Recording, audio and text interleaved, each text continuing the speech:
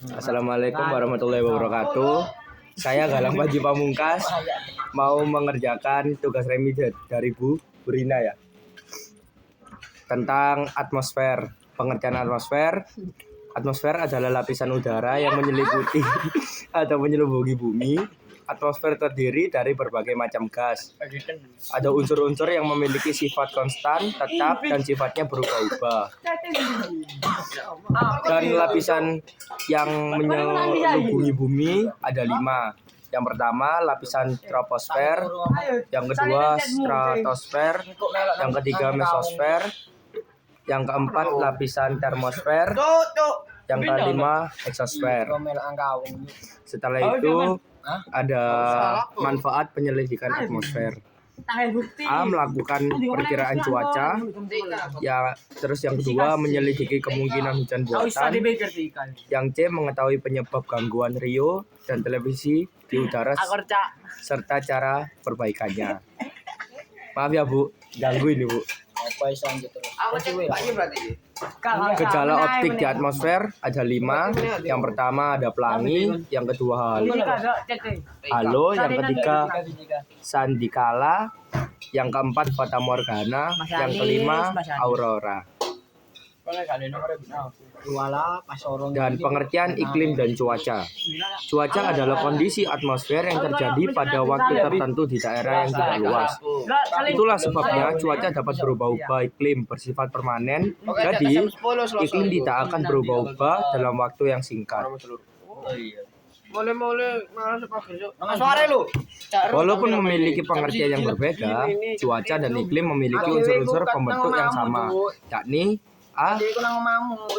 Penyinaran matahari, yang kedua suhu udara, yang ketiga tekanan udara angin awan, D. Kelembapan udara, dan E. curah hujan.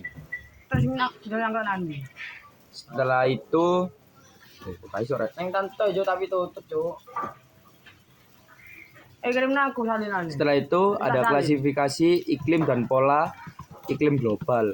Iklim di suatu wilayah dapat mempengaruhi oleh banyak faktor. Dapat memiliki jenis iklim yang berupa walaupun terpisah oleh jarak yang jauh. Jenis-jenis klasifikasi iklim adalah sebagai berikut.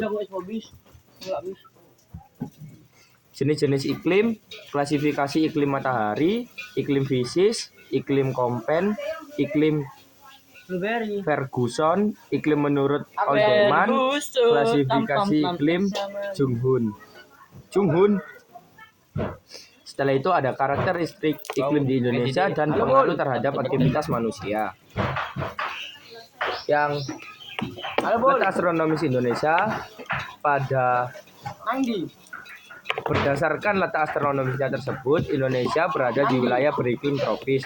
Hal ini mengakibatkan Indonesia mengalami siang hari 12 jam dan malam hari selama 12 jam.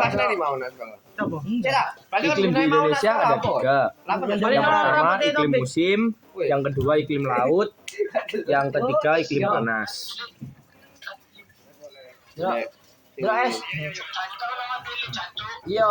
Hubungan tipe iklim dan bentang alam. Yang pertama hujan tropis, yang kedua hujan musim, yang ketiga sabana, yang keempat stepa. Kenapa ini?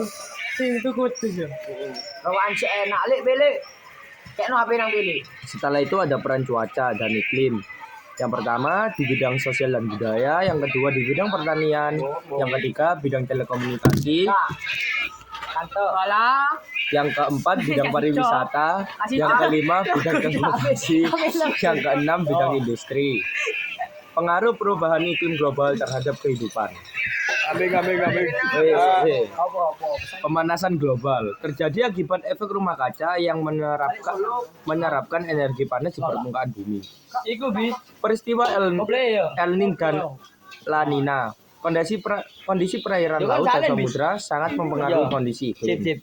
Perairan bahkan mempengaruhi ke wilayah yang lebih luas.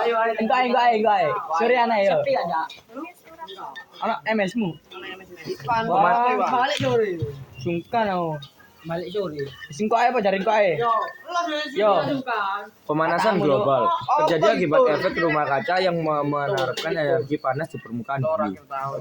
Oh, teko sekolah langsung. Setelah itu ada El Nina. El Nina anomali yang terjadi di Samudra Pasifik yang ditandai dengan meningkatnya suhu di permukaan laut.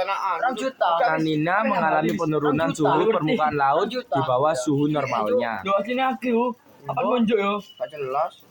Selain itu ada dampak perubahan iklim terhadap A. Pemakan air laut meningkat, terjadinya bencana air minum, kebakaran hutan, perubahan unsur cuaca dan iklim.